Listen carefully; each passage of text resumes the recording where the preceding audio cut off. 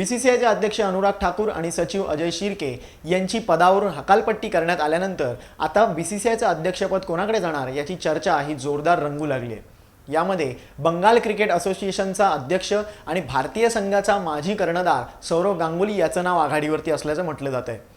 सौरव गांगुली सोबतच TC. Matthew आणि गौतम रॉय हे देखील अध्यक्षपदाच्या शर्यतीत असल्याचं सांगितलं जात आहे। याशिवाय कर्नाटक क्रिकेट असोसिएशनचे सचिव ब्रिजेश पटेल यांच्या देखील नावाची चर्चा आहे। मात्र या सर्व नावांमध्ये सौरव गांगुली याचं नाव आघाडीवरती आहे, कारण की तो भारतीय क्रिकेट संघाचा माजी कर्णधार आणि त्याची प्रचंड लोकप्रियता यासोबतच बीसीसीआयच्या नियमांनुसार सौरव गांगुलीचं नाव हे अतिशय योग्य असल्याचं म्हटलं जात आहे। त्यामुळे जर सौरव गांगुली हा बीसीसीआयचा अध्यक्षपद म्हणून त्याची नियुक्ती झाली तर तो आपल्या बीसीसीआयचा आत्तापर्यंत 38वा अध्यक्ष म्हणून ठरणार आहे। येत्या 19 जानेवारी रोजी सुप्रीम कोर्टात ही पुढील सुनावणी होणार आहे आणि या अध्यक्षपद आणि सचिव पदासाठी नावं सुचवण्यासाठी सुप्रीम कोर्टानं न्यायमित्रांची देखील नेमणूक केली आहे।